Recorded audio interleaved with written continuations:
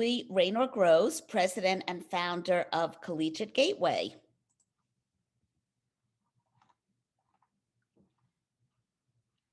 "17 years ago, I founded our business as an educational consulting company, and we've worked with hundreds of students in the New York metropolitan area, around the country, and internationally on college admissions as well as grad school admissions. My background is very interdisciplinary. I have extensive grounding in psychology, education, and business, and I am a master practitioner of leading assessments for innate personality and I would like to introduce at this time Caroline Ferrucci, our Director of Research, who will be co-moderating tonight's talk. Hi, everyone. And everyone is now muted, but you can ask questions in the chat box, and you also can unmute yourself if you would like when it's time for questions.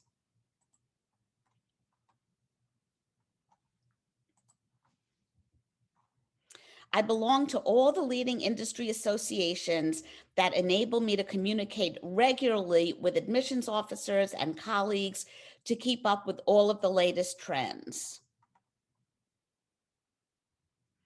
And tonight's agenda is very ambitious. We will be discussing COVID-19's impact on summer plans for both college and high school students, how to decide on the best summer activities. I will then present a select sampling of summer programs that include both virtual and in-person opportunities, and then discuss how you can represent your activities in the admissions process.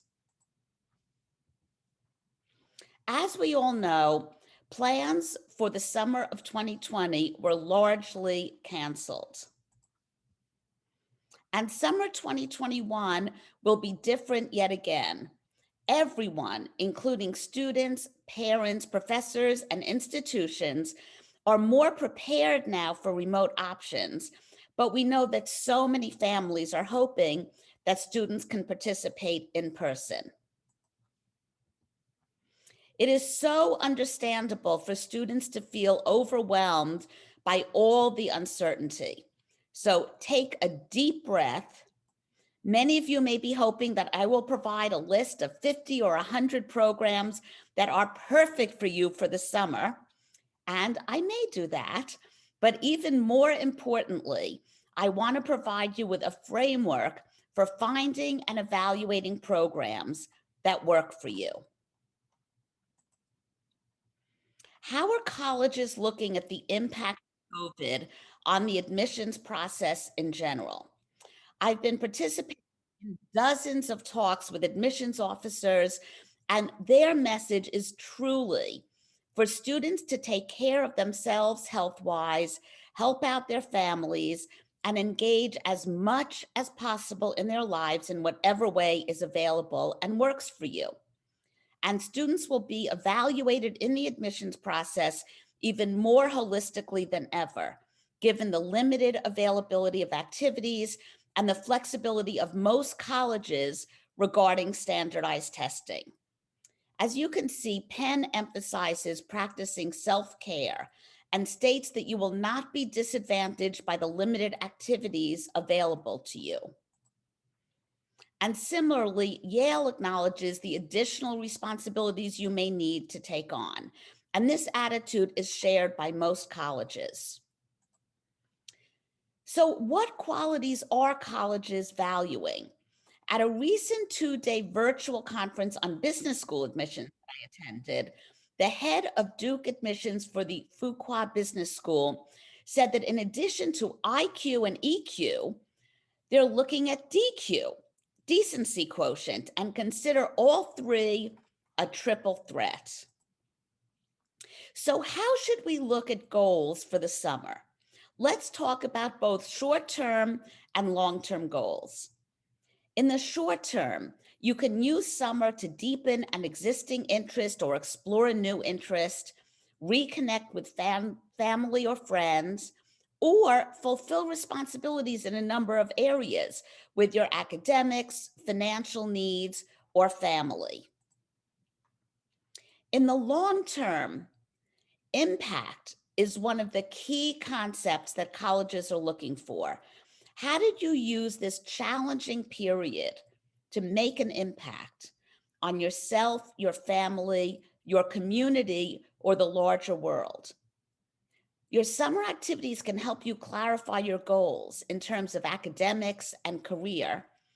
And as with every aspect of your life, use the opportunity to grow as a human being. Now I'm going to begin to provide a broad frame of reference for thinking about summer plans. So let's start with neuroscience. We all know that much of children's development occurs in the early 5 years of life.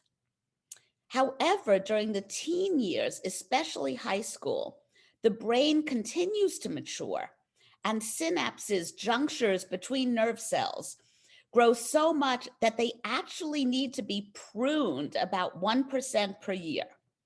The activities that teenagers do hardwire connections that are important for the rest of your life. A researcher at NIH said, use it or lose it. And educators discussed the concept of summer learning loss, or summer slide, which is the loss of critical mental faculties that occurs from doing no stimulating mental activity during the summer. So bottom line, it's important to choose activities that stimulate your brain and that you enjoy. So we're all agreed that the summer can serve a valuable function in aiding students' emotional, social, and intellectual development.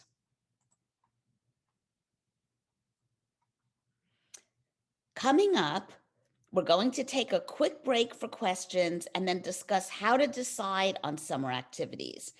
And here's a photo of Princeton that I took during one of my many university visits pre-COVID.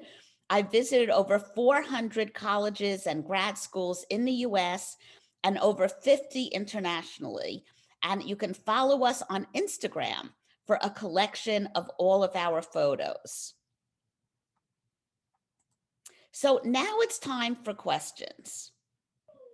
And you can sign up for our newsletter or schedule a 30-minute complimentary consultation through our website, email, or social media. So please enter any questions you have in the chat box, either to everyone or privately to Caroline, who will be moderating the questions.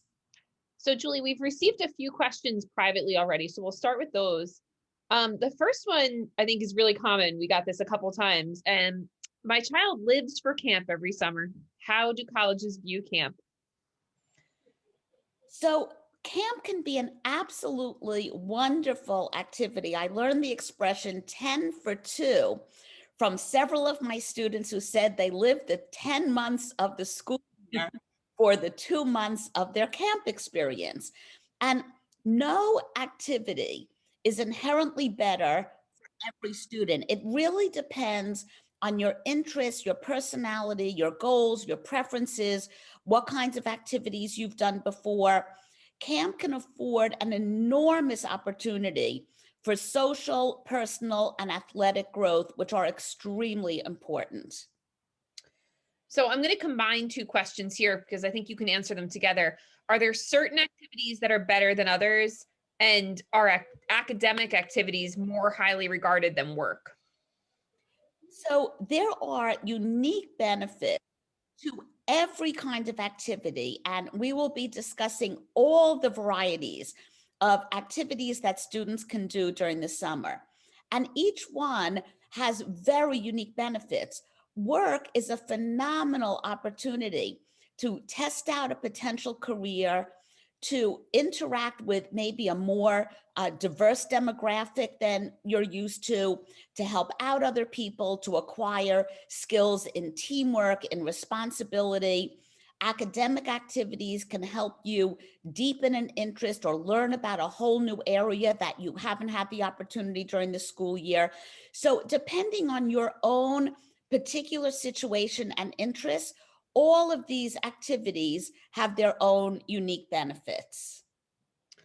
So we just got another private message, similar. It's from a student just saying what activities are going to look good when applying for college. And I think for that question, stay tuned because the next section is really going to help with that, unless you want to add something else, Julie.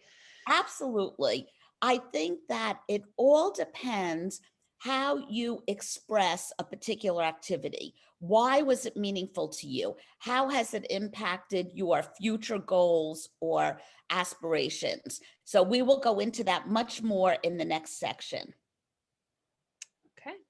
I think we're ready to move on to the next question. Continue sending questions though, and I will compile them for our next break. Yes, you can ask a question on anything that I have covered. So if you think of something after the fact, feel free to include that. Now we're going to discuss how you can decide on summer activities when there are literally thousands of options. And the approach to deciding on activities is really similar to all of your other decisions: what courses to take, what to major in, what career to choose. You should pull together all the different aspects of who you are, your personality, values, knowledge, and importantly, your genuine interests. Another way to learn about your preferences and strengths is through assessments. I'm a master practitioner of two leading assessments: the MBTI, the Myers-Briggs Type Indicator, which is the leading assessment for innate personality in the world and helps you understand how you prefer to interact with people, process information, learn, communicate, work on teams, and the Strong Interest Inventory, which identifies interests in academics, activities, and career paths. The MBTI instrument indicates preferences on 4 pairs of opposites called dichotomies that deal with preferences for receiving energy and stimulation, processing information, making decisions, and lifestyle. And this can give you a lot of interesting information about the kind of environment that would suit you. And the Strong Interest Inventory is an assessment tool that uses the vocational psychology constructs of John Holland. The theory is that there are 6 themes of personality and 6 themes of interests, and that we are most satisfied when there's an alignment between your personality and your activities. And tonight, I'm going to use this novel framework to think about the variety of summer activities for college and high school students. I'm going to summarize each of the 6 themes and then share with you several examples of summer programs and ideas within the themes. At Collegiate Gateway, we have vetted hundreds of programs, and today we're going to provide a select sampling. I would be happy to send you a handout of the summer activities I mentioned tonight if you email us your email address at the end of the presentation, and then you will receive that tomorrow. Keep in mind that no one program is better than another. It's really all about fit. So let's start with the first of our 6 themes, called realistic. And I'm going to use specific terminology that is part of the Strong Interest Inventory. So these words are used in a very unique and particular way. With the realistic theme, people are called doers. And the motivator of this theme is to use physical skill. Realistic people like fixing, repairing, and building things. And the preferred environment is very physical and product driven. A few careers that exemplify this theme are athlete, police officer, firefighter, carpenter, and forest ranger. So the realistic theme takes place mostly outdoors, and there are so many activities that you can do at a social distance during COVID and other activities where you can protect yourself with PPE. Here are 3 categories for doers. Athletics is a natural. You can attend sports camps like ID Sports USA. In addition, there are many volunteer opportunities. And if you have extra time and you're at home, it's a great opportunity for you to become more handy with aspects like repairs and carpentry. And then there are actually a variety of organized academic programs. For instance, Action Quest takes place on boats with 12 students per boat, ages 12 to 19. And the programs are 21 days long, mostly in the British Virgin Islands, which is sounding pretty great right around now.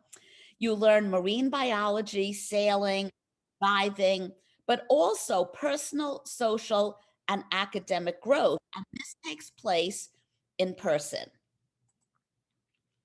Our next theme is investigative. And the motive is to analyze, ask probing questions, and satisfy your intellectual curiosity. Investigative people are called thinkers.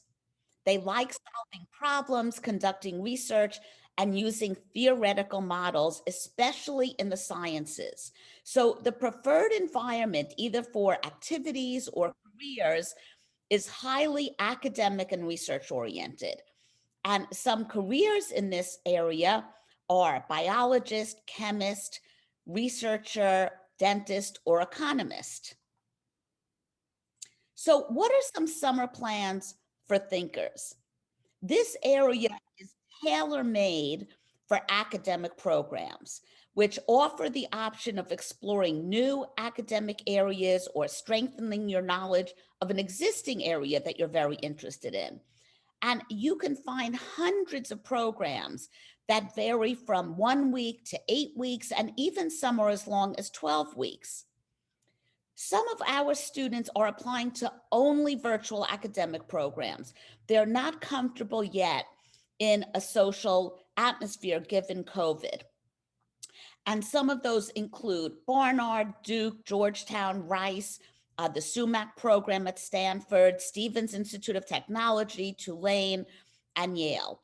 And other students are so hopeful that they will finally have the chance to attend an in-person residential program on a college campus where they'll be able to interact with other students.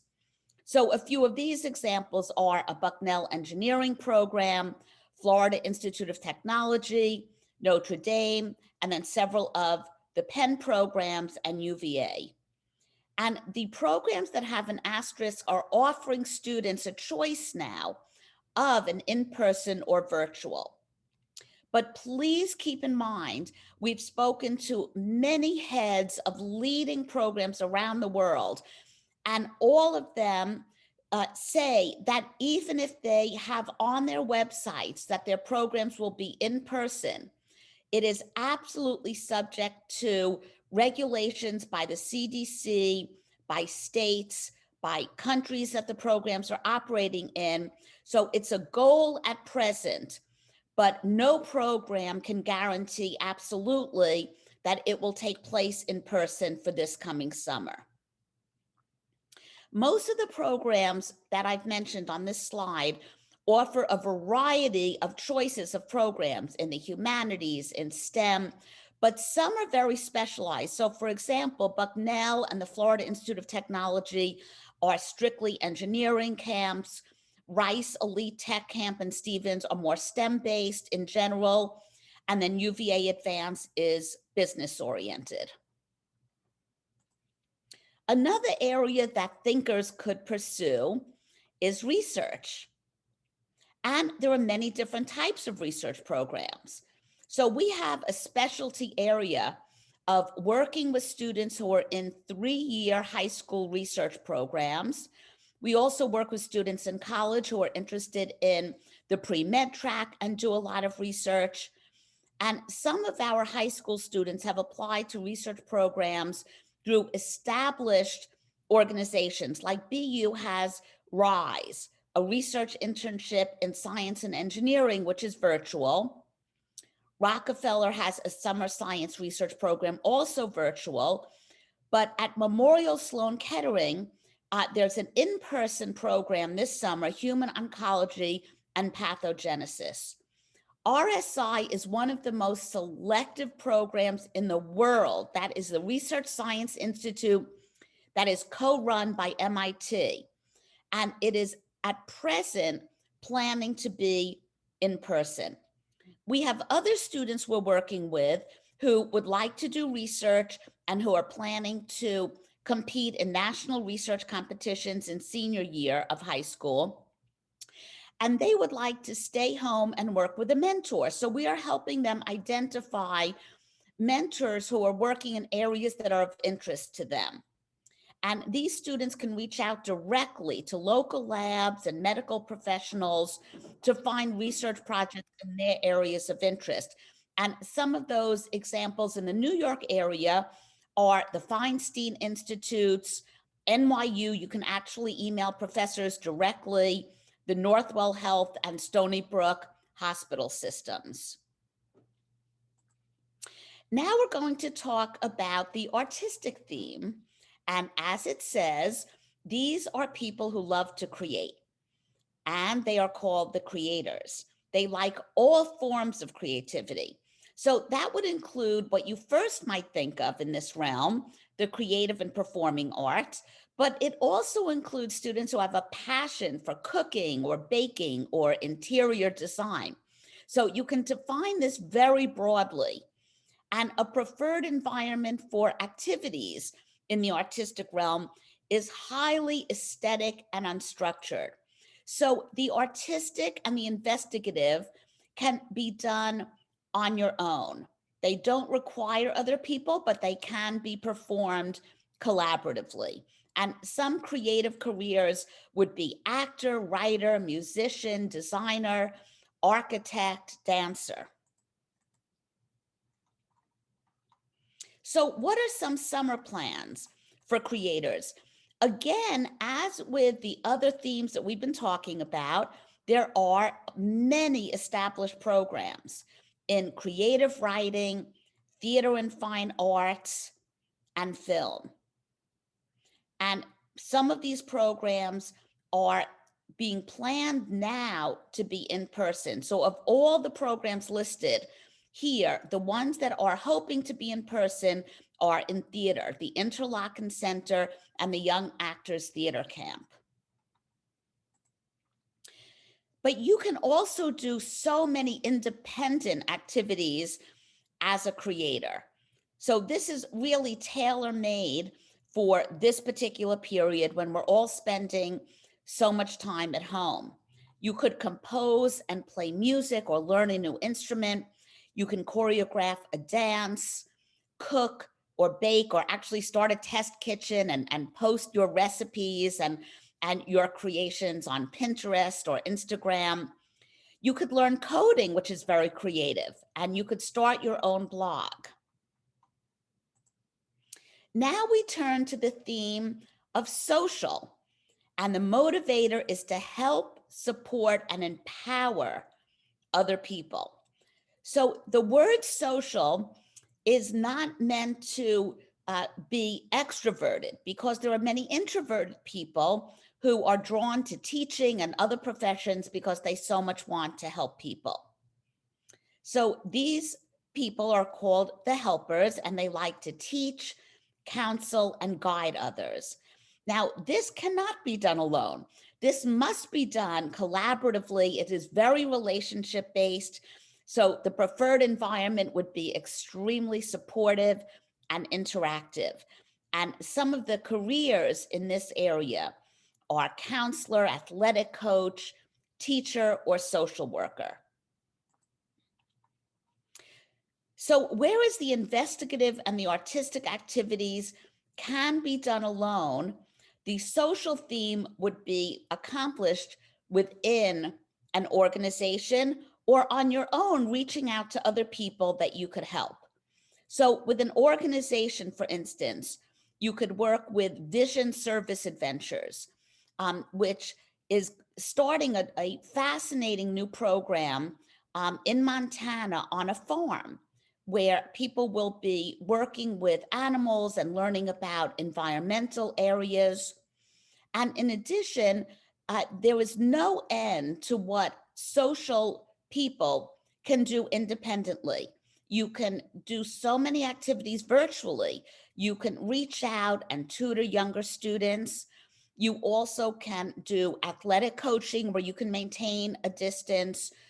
You could work in nursing homes. So many, many opportunities. And this is an excellent time to reach out to so many people who might feel isolated, such as the elderly or children whose parents are healthcare providers.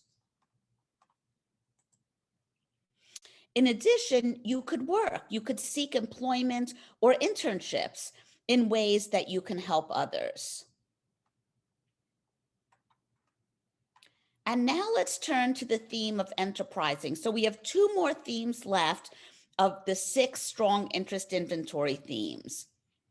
For the enterprising theme, the motivator is to persuade and influence, and enterprising people are called persuaders. So this theme is very highly correlated with business and law.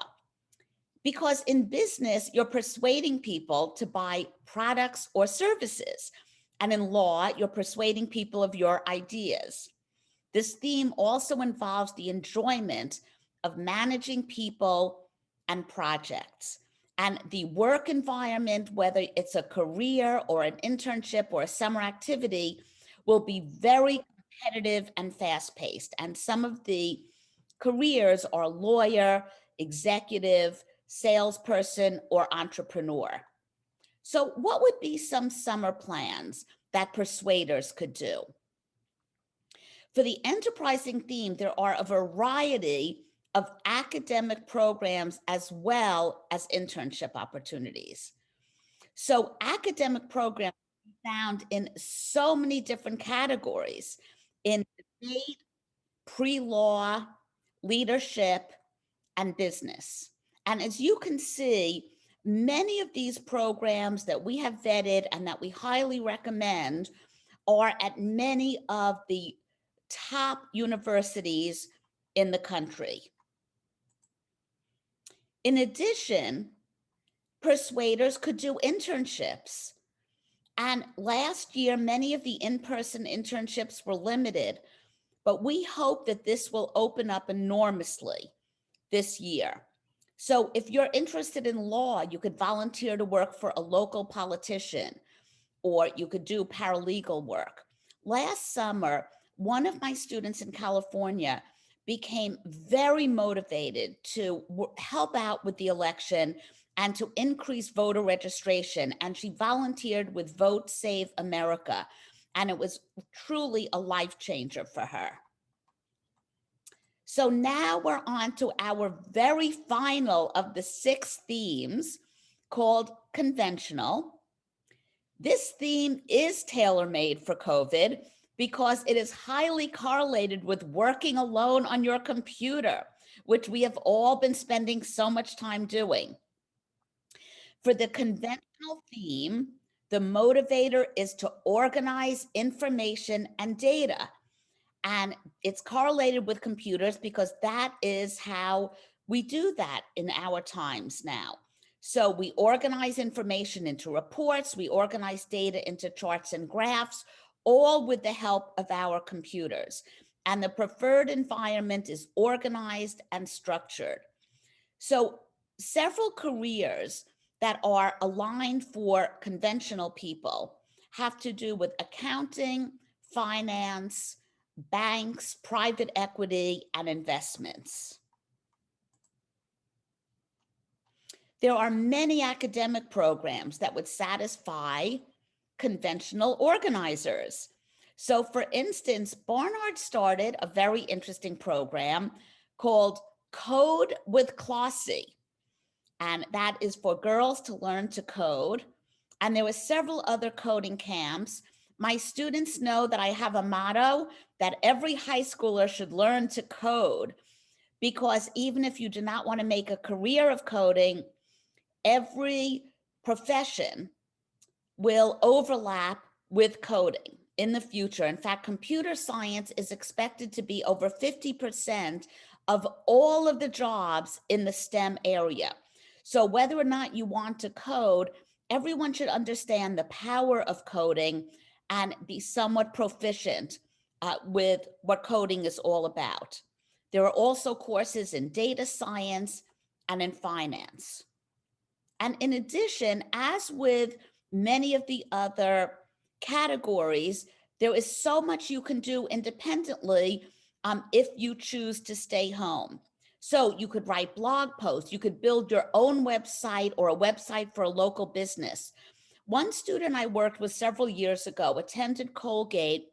He majored in economics, and as a volunteer activity, he helped people who couldn't afford an accountant do their taxes. This definitely falls within the conventional realm. And I later worked with him on law school admissions. Law is a field that combines the enterprising theme of persuasion, the conventional theme of organizing, with the investigative theme of problem solving. And in fact, most individuals have a combination of themes of interest, and many activities and careers combine several strong interest inventory themes. So, for example, being a lifeguard combines the social and realistic themes. Shadowing doctors, if you're a pre-med, combines social and investigative. And working in a local politician's office combines social and enterprising. A recent trend in summer programs that transcends all of these themes is to consider service opportunities that aim to change the world. And summer service programs can be found in several areas of service, including humanitarian support, infrastructure development, environmental conservation, and wildlife stewardship. And here are some of our favorite summer programs for students that hope to change our outer environment. And all of these are in person. So Amigos, for instance, has a program in Nicaragua for renewable energy. Global Works is supporting reforestation efforts in New Zealand. Visions has the Montana Volunteer Farm and Ranch I mentioned. And if you're interested in storm relief and infrastructure work, consider a variety of programs that can aid trail maintenance efforts in mountain communities or rebuilding projects or hurricane relief work. Here are programs that involved direct contact with creatures, both human and otherwise. So you can work with children, you can work with wildlife, and we have seen a proliferation of very creative programs and many more nuanced programs than were available even as recently as 5 years ago. We often receive the question, how selective are these programs? And how can we tell which are the most selective? So one way is to see what are the criteria for applying. And the more criteria, typically, the more selective the program will be. And sometimes there are even specific criteria that are listed with recommended thresholds. So some of the criteria could include your transcript, testing, extracurricular activities that align with these activities. You may have to write essays, which generally indicates a degree of selectivity. You may have to submit recommendations.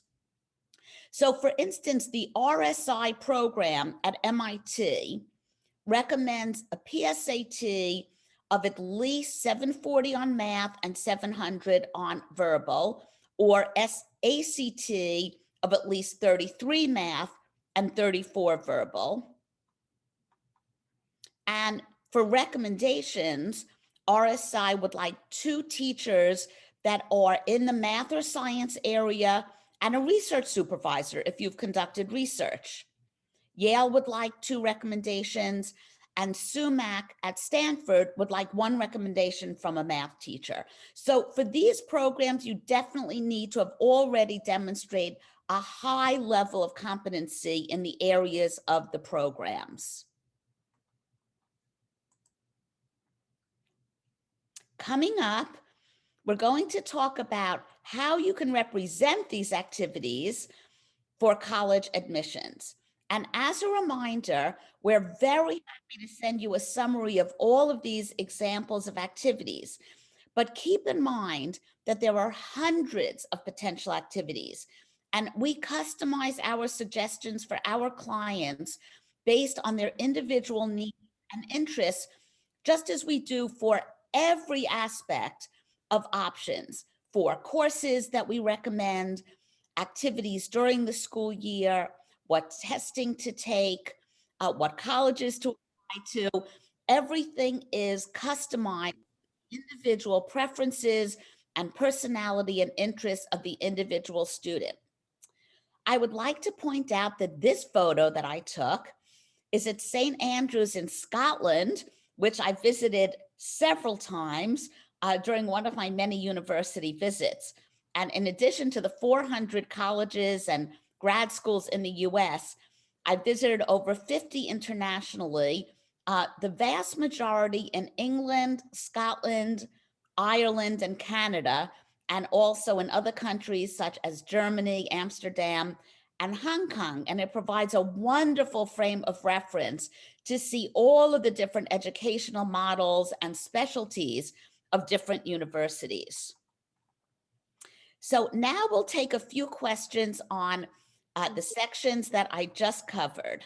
And any questions for us, Caroline?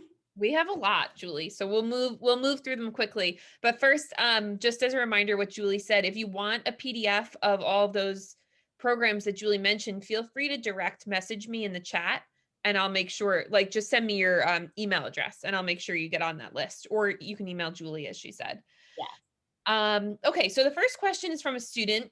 You mentioned the MBTI and Strong. How do I take one of those assessments? And like, how do I find out which theme I fall into? Wonderful. So these assessments are given as online assessments, and I frankly have become quite obsessed with these assessments. I find them fascinating. I love psychology and people, and I'm constantly looking for ways to learn about people. So first I became a certified practitioner, and then I became a master practitioner, which took hundreds of hours of clinical work with individuals and workshops. So there are many forms of the MBTI, and the one that I administer is the highest level, most robust assessment tool that you can only have access to through a certified practitioner. So you receive the assessments, you take them online. It takes about 1 hour to take both the MBTI and Strong. And then I have a session of an hour and a half with each individual to verify and interpret your personality and interests and what the impact of this is on colleges you could consider, majors, and activities. Thank you. That was a terrific question. Great. So another question from a student. I'm a senior who has already committed to a college. Would you recommend taking a college class during the summer to get credits, or doing something like an internship or summer program? So I think since you know you're already on the road to college, I think that the summer should be used to enrich each individual and really expand your wealth of experience. So you have ahead of you 4 years of academia. I would strongly recommend that instead you use the summer for a different kind of experience. And providing an internship is an amazing opportunity to test out a career you might be interested in. I think that would be a terrific activity to look into. And it also strengthens many skills that are so important in college and beyond, such as responsibility, the ability to interact interpersonally in a way that is effective, teamwork skills. So I would vote for a non-academic activity over the summer. Okay. Where does someone looking towards engineering fit into this schematic? Excellent. That is terrific. So engineering is a wonderful combination of several of the themes. So certainly the realistic theme, which has to do with fixing and building and repairing. So engineering is very hands-on. One of the things I find so fascinating about engineering is that typically you need to apply specifically to the engineering school at a university, and yet very few students in high school have had the opportunity to be exposed to engineering. Not all high schools offer engineering courses. So if I see a student who loves math and science and loves problem solving and applying STEM to solve problems, I usually recommend that they consider engineering and test it out during a summer activity. So engineering involves the physicality of repairing building structures, but also it is extremely investigative in terms of problem solving and using research and theoretical models. Okay. A similar question, where would criminology or forensic science fit in? Wonderful. So that could be a blend of investigative and enterprising. So the enterprising area is very correlated with business and law. And the investigative would be the problem solving. And I would also add to that artistic, which is creative. I remember once I was working with a student years ago on the strong interest inventory, and one of his strongest themes was artistic. And he said, "This is incredible to me. My entire family is so artistic, and I've always felt sad that I was not creative at all." And I pointed out to him that he started a unique website all about politics. And to do that, you needed so much creativity. And that reframed how he thought about himself. So the artistic theme can come into play in many different ways besides your immediate association, perhaps, of the creative and performing arts. So there's a lot of creativity in forensics. Okay, we have a bunch more questions, but I'm going to give you one more right now, and then we'll save the rest for our final round at the end. I'm just watching the time. So the final question for now is, does my child have to participate in community service to have a competitive college application? That is a wonderful question that I receive very often, always from parents, interestingly. So colleges do not require community service. I think it's very healthy for students to do some community service during high school as a way to think outside of yourself, to think of the needs of others. But the amount of community service you do really should reflect your genuine interest. So I would say doing some activity where maybe an hour a month, you're involved in some kind of community service work would be terrific on a humanistic level. But then beyond that, it's really up to you. I've had students where their number one passion was community service, and that was reflected in all of their activities and their essays for college. So it definitely is a function of your genuine interest. Okay, and I also, Julie, I received many emails requesting the PDF, so I just want to acknowledge that I received them from all of those people, and that email will be going out tomorrow, probably tomorrow morning. So if anyone else wants a PDF of these programs that Julie has mentioned and will continue mentioning in the next section, just send me your email. Excellent. Terrific. We are very happy to share our knowledge. Thank you for the request. So now we're going to talk about representing your activities. Now that we've reviewed a multitude of summer options for you, and you have all of your plans in order for 2021, You may be wondering, how can you represent your summer activities on your applications? So first, think of your activities in terms of these themes of interest.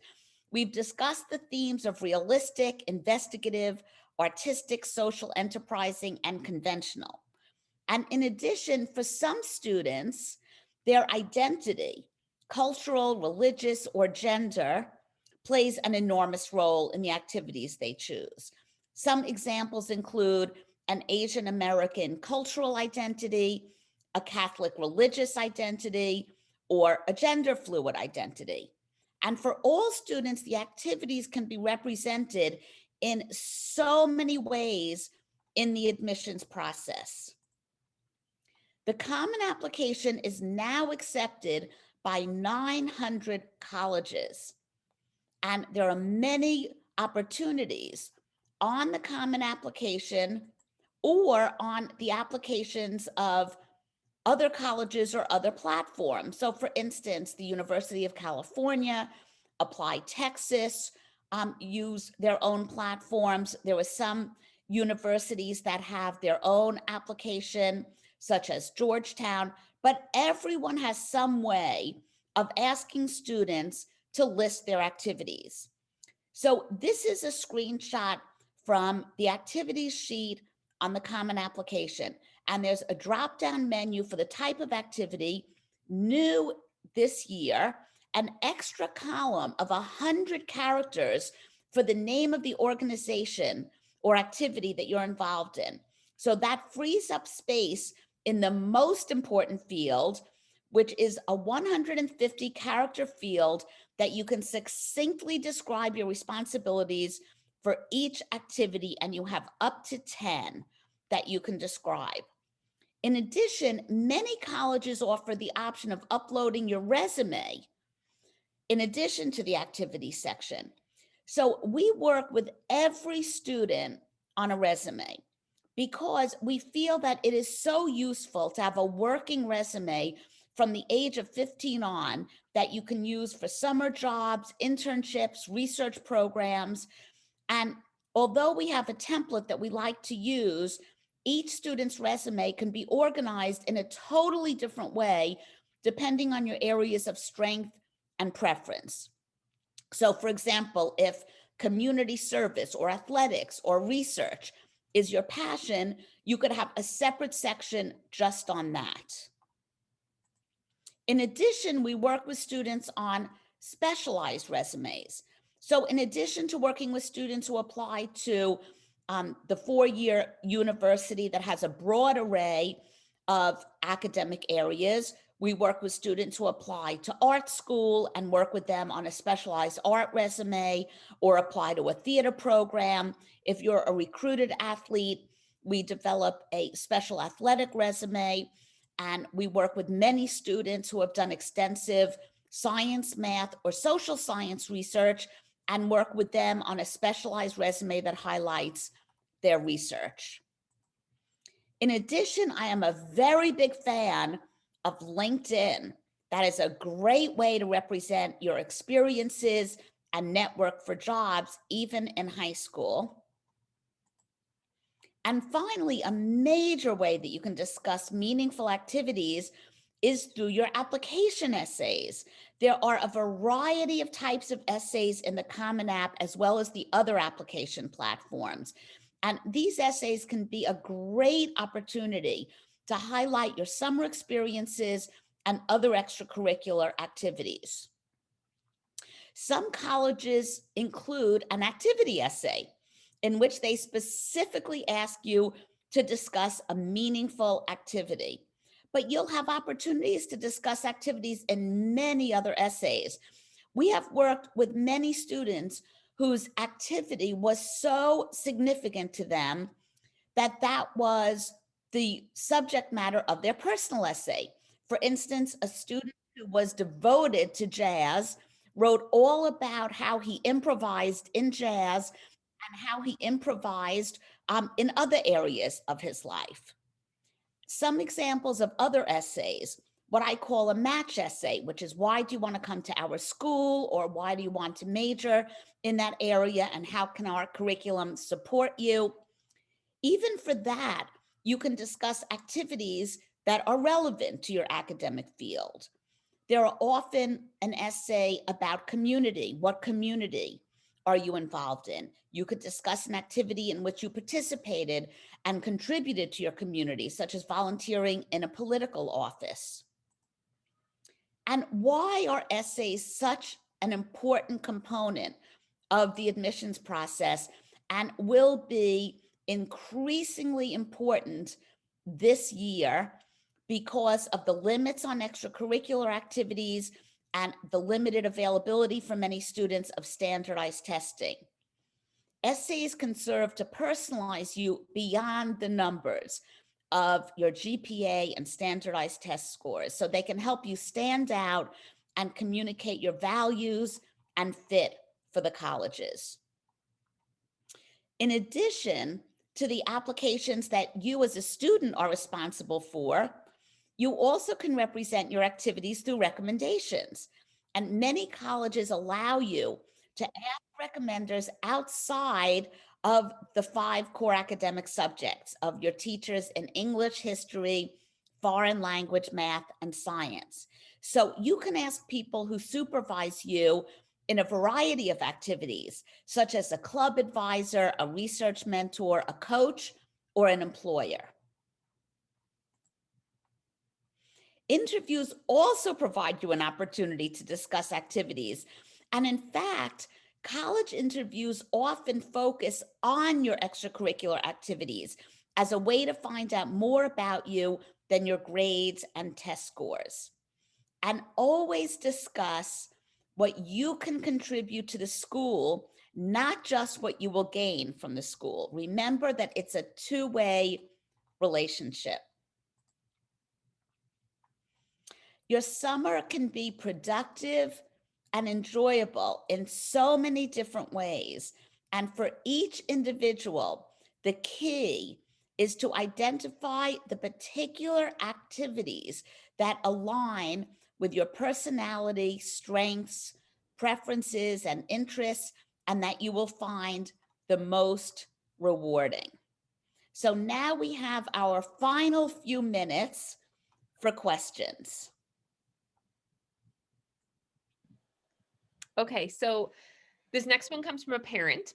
My son loves playing basketball and is on several teams. He loves it, but is not going to be recruited for it. So does it still play a role in college admissions?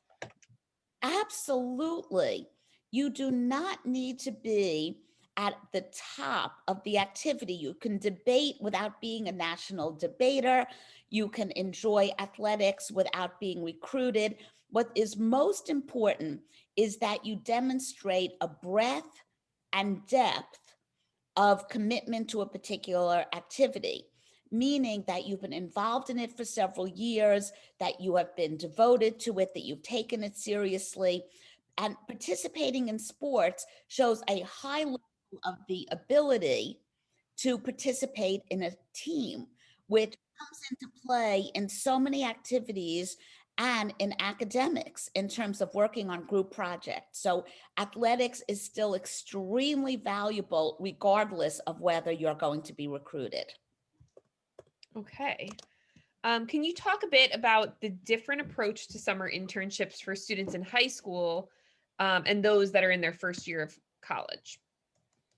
Absolutely. So you will be eligible for very much of the same kinds of internships in your last 2 years of high school or your first year of college. Many internships have a cutoff of 16 years old. For instance, if you want to volunteer in a hospital, often you need to be at least 16 years. So mostly the difference will be that once you're in college, the internship may expect or require that you've already had some familiarity or exposure to that particular area. So, for instance, research in college. In all of the work that we are doing with pre-med students on medical school admissions, I advise students that it's very helpful to try to get involved in research, either lab research or clinical research, starting in your freshman year.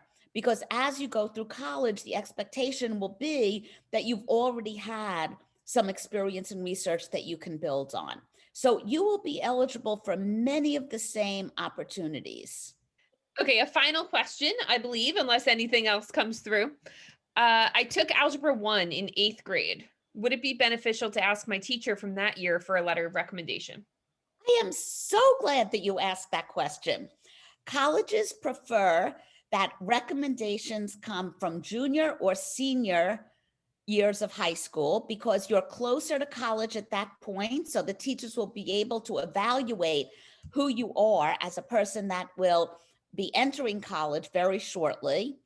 And I would suggest, if possible, one teacher from the humanities, which is English, history, and foreign language, one teacher from STEM, if possible, to show your strength in different areas. If you've taken advanced courses, that teacher would also be a very good candidate. If a teacher has observed you in an activity, and is an advisor, that person will be able to speak about you in from that perspective as well. So there are many factors that can boost the candidacy of a particular potential recommender. Okay. Another couple came in. You want to spend about 2 more minutes, or would you like to Sure, wrap up? absolutely. Okay. How hard is it to find a business internship before your first year of college? We have had so many students work in business. Last year, when there were such limited opportunities, I had quite a few students who wanted to become involved in business, in retail, and I encouraged them to visit stores in their local community where they were spending the summer and ask if there were any opportunities. We worked with them on a resume, which is very necessary, and a cover letter. And we had students who worked in a surf shop and an ice cream store and a clothing. They did so many different opportunities in business. So there are unlimited potential for you to work in business. And if you would rather to work at home, you could offer to create websites for businesses, and you could take a course in how to create a website. We use WordPress, for instance, which is very user friendly. So there are many opportunities in high school to become more familiar with businesses. Okay, and one final question before we wrap up. Is it necessary to pay money to these highly selective universities given the cost of the programs? Are there other options like community college? So there is an expression, pay to play, and that is used for programs that are not as respected because you're paying for the program. So I apply that more to community service programs in other countries because there were so many opportunities to do community service in the United States. But there are still many programs, like academic programs, that do charge money, but you gain an enormous amount from them. So I wouldn't automatically dismiss programs that have a fee, but you can definitely find programs and opportunities in every theme that do not charge money. So I think that there is a huge variety depending on what your circumstances are, your values, and what you're looking for. So Great. at this point, I thank you for your participation, your excellent questions, and we have an ongoing series of presentations and workshops. And you can go on to our website, collegiategateway.com, and click on events and see all of our upcoming events. And you can sign up for any number of these free presentations that we love to give, and sign up for our newsletter, or you can schedule a 30-minute complimentary consultation through our website, email, or social media. And feel free to follow us. We love sharing our knowledge and expertise through Facebook, LinkedIn, Instagram, Pinterest. So please feel free to follow us on all of these forms of social media. And again, thank you so much for your lively participation. Take care, stay safe,